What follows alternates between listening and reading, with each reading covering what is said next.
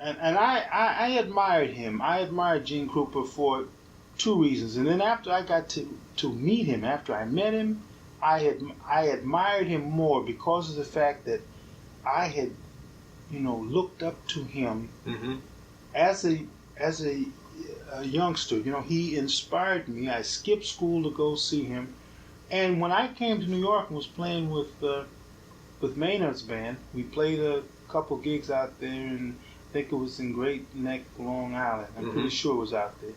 And Gene Krupa was on the bill. It was Maynard's band, Gene Krupa. And so Maynard's band played 2 or 3 numbers, and Gene Krupa, he was there behind the curtain there, and he was watching me. Wow. Because I wasn't aware of it, And after the set was over, he said, to Maynard, he says, "Hey, your drummer, does he like slinging drums?" And I'm going to tell you, I had just come to New York, and although, I had worked, with several little small bands, you know what I mean, but I hadn't, worked with any large bands, and that was a challenge. Yeah. Maynard's band was a challenge. And Gene Krupa had said to me, he said, "Hey, I like your drummer there." And he says, "Yeah, hey, how about telling him about slinging drums? Does he like slinging drums?" So I'm gonna tell you, at that time, any drum set would have, because look, I came to New York, and I'm gonna tell you, it's just like a car. It's like when they had that blackout here in New York. And everyone was looking in the car to anything that had wheels, as long as they didn't stop to see whether it was a Mercedes-Benz, a Cadillac, a Buick. They wanted to know, you're going with him. When they had that big, remember they had that big blackout? Yeah. Well, I looked the same way. Look, at that time, if it was a good drum set, I didn't care what kind it was. But to bring my point across, Gene Krupa was still on the board of directors with Slingerland Drum Companies. That's what the scene was. And they were looking for guys to advertise for the company.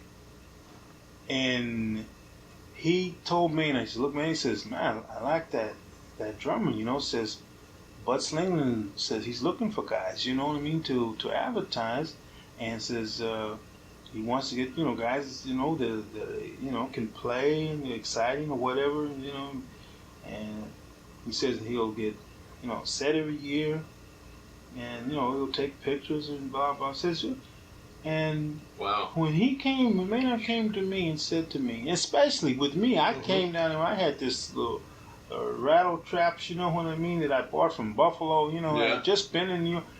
And when he says, "Hey," he says, "Gene Krupa's over there," says, "He want to talk to you." He likes the way you play. He says, "Hey, you think you can deal with a set of slinging drums?" That did me more good. And, for the first place, for him to say to me, when I went over there, for him to put out, says, "Hey, I think you're great, you play great." For him to say that to me, because I would have never expected that. In other words, how you, as a kid, sure. It's like I just told you the story, I skipped school, I seen him there on the stage, then going through, and they're playing all the things, Leave Us Sleep, and I think Roy Eldridge was still with them, and Nito O'Day, and I'd see them, they turned the lights down low, and I thought, my God, if I ever get, and for him to say that to me, plus say, "I want you to advertise with Slingerland," I think that was the biggest turning point, for me, because the compliment was great, and the fact that I was going to get a set and going to advertise for Slingerland, which I needed, because I could have never continued to play with Maynard on the rattle traps that I was playing. No drums? I won't say anything. I won't mention the name of the drums that I was playing, but it was just a old set that was broken down, and you know what I mean. And I'm not going to put the company down at the time. It's just that particular set I bought from Buffalo, and I was in market for a new set. That's what it was. Yeah. So look, if it had been any kind of drums, it didn't have to be Slingerland. As soon as it's like somebody, you go out there, it's like you on one of those quiz programs, Bob Barker or whatever, and they say, hey, and look here, if you get, I'm going to show you what's behind that, you're going to get a new car, and it's a new, whatever he says, a new Pontiac, a new Cadillac, you're going to get a new BMW. Everybody says, oh, they never say, no, I won't drive a Pontiac. I won't drive a Dodge. I can't do it. If they say we got the keys, what do? Right. Everybody, when they win it. Right? Yeah. When they win it. So that's the way, I felt about this. I'm going to tell you, I don't give a doggone what kind of set that anyone would have told me, look, we have it new. It could have been any kind.